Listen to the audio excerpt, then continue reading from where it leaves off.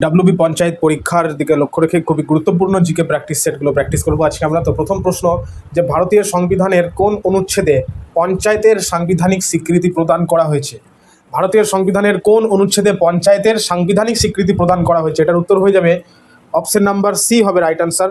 Option number C মানে 243-এর B নম্বর যে অনুচ্ছেদ, সেখানে কিন্তু পঞ্চায়েতের সাংবিধানিক স্বীকৃতি প্রদান করা হয়েছে। ৭৩তম সংবিধান সংশোধনী আইন কার্যকর করা হয় কবে? ৭৩তম সংবিধান সংশোধনী আইন কার্য করা হয়, উত্তর হয়ে যাবে অপশন নাম্বার এ, অর্থাৎ 24শে এপ্রিল 1993 সালে। 24শে এপ্রিল 1993 ৭৩তম সংবিধান সংশোধনী কার্যকর করা হয় এই আইনটি। নেক্সট কোশ্চেন, ভারতের স্থানীয় স্বশাসনের জনক কাকে বলা হয়? ভারতীয় স্থানীয় স্বশাসনের জনক বলা হয় লর্ড রিপনকে।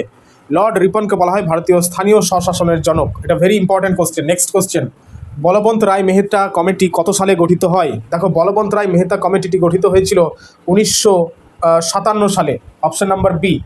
এবং এই বলবন্ত রায় মেহতা কমিটির যেই পঞ্চায়েত স্তরের কথা সুপারিশ করেছিল, সেই স্তরগুলো কি কি তোমরা কমেন্টে জানাও, কারণ প্রিভিয়াস ক্লাসে এগুলো বলে দেওয়া হয়েছে অলরেডি।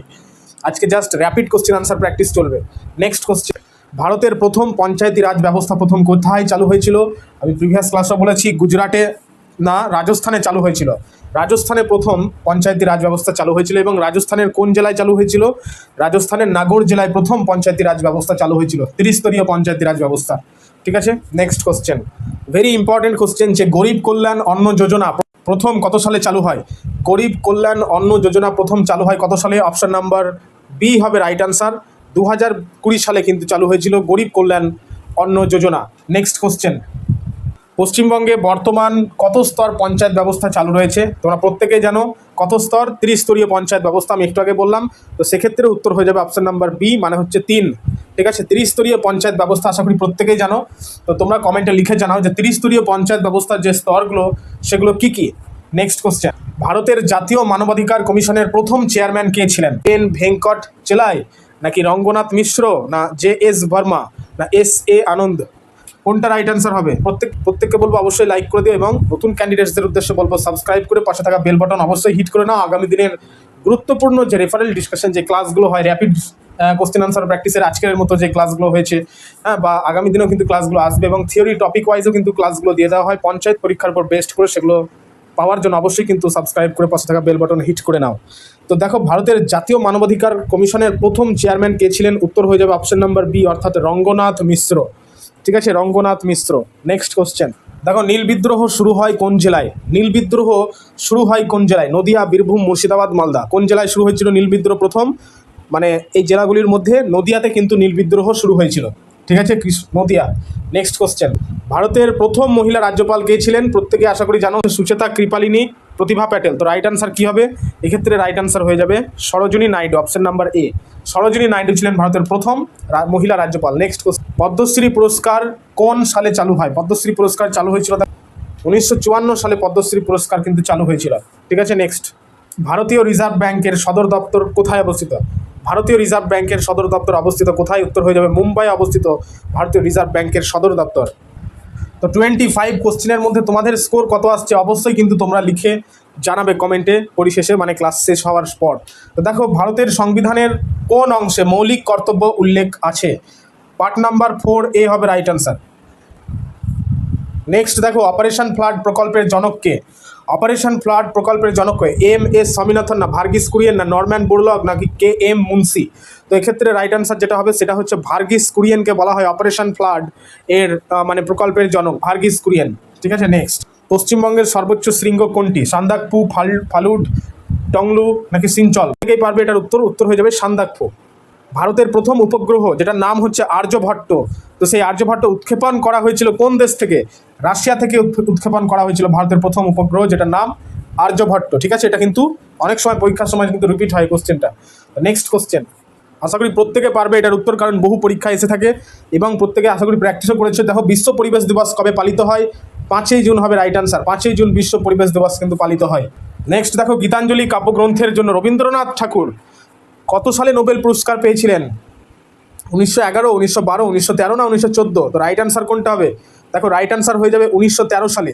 1913 সালে রবীন্দ্রনাথ ঠাকুর গীতাঞ্জলি কাব্যগ্রন্থের জন্য নোবেল পুরস্কার লাভ করেছিলেন। ভারতের প্রথম লোকপাল বলেছে। উত্তর হবে অপশন নাম্বার বি, মানে পিনাকি চন্দ্র ঘোষ ছিলেন ভারতের প্রথম লোকপাল। নেক্সট দেখো যে ইউনেস্কো ওয়ার্ল্ড হেরিটেজ সাইট হিসেবে স্বীকৃতি পায় সুন্দরবন জাতীয় উদ্যান। তো এটা কত সালে স্বীকৃতি পেয়েছিল? 1987 সালে স্বীকৃতি পেয়েছিল, ঠিক আছে, 1987 সাল। নেক্সট কোশ্চেন, যে ভারতের জাতীয় আয়ের হিসাব প্রথম প্রস্তুত করেন কে? জাতীয় আয় মানে ন্যাশনাল যে ইনকামটা হয়েছিল ন্যাশনালি, তো সেই আয়ের হিসাব মানে রিটার্নস যেটাকে বলছে, তো সেটা প্রস্তুত করেছিলেন কে? উত্তর হবে দেখো দাদাভাই নৌরোজি হবে কিন্তু right answer, option number B. পশ্চিমবঙ্গের কোন জেলায় সর্বাধিক চা উৎপাদিত হয়? প্রত্যেকে আশা করি জানো, জলপাইগুড়ি জেলায় সর্বাধিক চা উৎপাদিত হয়। নেক্সট কোশ্চেন, বন্দে মাতরম যে গানটি প্রথম কোন উপন্যাসে প্রকাশিত হয়েছিল? কোন উপন্যাসে বন্দে মাতরম কথাটি পাওয়া যায় বা বন্দে মাতরম গানটি পাওয়া যায়, এরকম ধরনের কিন্তু প্রশ্ন বেশি আসে পরীক্ষায়। তো এটা রাইট আনসার হবে আনন্দমাঠ উপন্যাস, এবং এই আনন্দমাঠ উপন্যাসটি কার লেখা? বঙ্কিমচন্দ্র চট্টোপাধ্যায়ের লেখা, ঠিক আছে। নেক্সট কোশ্চেন, আচ্ছা তোমরা বলো তো, এই যে দেখতে পাচ্ছ কপালকুণ্ডলা, এই কপালকুণ্ডলা বইটি কার লেখা? এটা তোমরা কমেন্টে জানাও। ভারতের নির্বাচন কমিশন হচ্ছে একটি, দেখো, সাংবিধানিক সংস্থা, আইনগত সংস্থা, বিচারক সংস্থা, আর হচ্ছে উপদেষ্টা সংস্থা। তো রাইট আনসার হয়ে যাবে অপশন নাম্বার এ, মানে সাংবিধানিক সংস্থা। আর এটাই হচ্ছে লাস্ট কোশ্চেন, যে জনগণ মন প্রথম গাওয়া হয়েছিল ভারতের জাতীয় কংগ্রেসের কোন অধিবেশনে কত সালে? দেখো অপশানগুলো ভালো করে দেখো।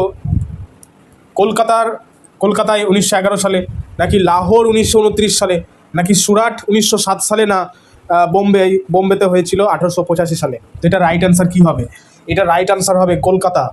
1911 সালে প্রথম জনগণ মন গানটা গাওয়া হয়েছিল ভারতের জাতীয় কংগ্রেসের কলকাতার অধিবেশনে, এবং সেটা 1911 সালে। তো যাই হোক, আশা করি প্রত্যেকে প্র্যাকটিস করেছে, এবং তোমাদের স্কোরগুলো কত হলো আউট অফ 25 অবশ্যই কিন্তু তোমরা জানাবে কমেন্ট বক্সে, ঠিক আছে। আর প্রত্যেককে বলবো, আজকের ক্লাস কিন্তু কোনো রকম রেফারেল ডিসকাশন করা হলো না, কারণ আজকের ক্লাস ছিল র্যাপিড কোশ্চেন আনসার প্র্যাকটিসের ক্লাস। সো রেফারেল ডিসকাশনের ক্লাসগুলো জানি যে তোমাদেরকে প্রচুর উপকৃত করে। তো নেক্সট ক্লাস কিন্তু রেফারেল ডিসকাশনের আসতে চলেছে। তো তোমরা অবশ্যই কমেন্টে জানাবে কি কোথা থেকে ক্লাসটি অ্যাটেন্ড করলে, এবং এরকম র্যাপিড সেশন তোমরা কি চাও, আরও বেশি করে চাও, না তোমাদের প্রয়োজন কীরকম রয়েছে, বা নেক্সট কোন টপিকের ওপর তোমরা ক্লাসটা চাইছো, অবশ্যই কিন্তু তোমরা নির্দ্বিধায় জানাবে কমেন্ট বক্সে, ঠিক আছে। আর প্রত্যেককে বলবো অবশ্যই কিন্তু লাইক করে দিও আজকের এই ক্লাসটিকে, এবং সাবস্ক্রাইব করে পাশে থাকা বেল বাটন হিট করে রাখো, আগামী দিনের মূল্যবান ক্লাসগুলো যেন মিস না যায়। সো থ্যাংক ইউ প্রত্যেককে অ্যাটেন্ড করার জন্য, ধন্যবাদ। আর ক্লাসটি শেষ হওয়ার আগে এইটা তোমাদের কমেন্টের টাস্ক থাকলো, তোমরা প্রত্যেকেই কিন্তু সঠিক উত্তরগুলো করে জানাবে। যেমন হচ্ছে পঞ্চায়েত ব্যবস্থার সর্বনিম্ন স্তর কোনটি? ভারতের পঞ্চায়েতি রাজ ব্যবস্থার জনক কাকে বলা হয়? ঠিক আছে, তো এই প্রশ্নগুলোর উত্তর কিন্তু অবশ্যই জানাবে। যেমন পশ্চিমবঙ্গের পঞ্চায়েত আইন কত সালে পাস হয়, এগুলো অবশ্যই কমেন্টের উত্তর করবে তোমরা।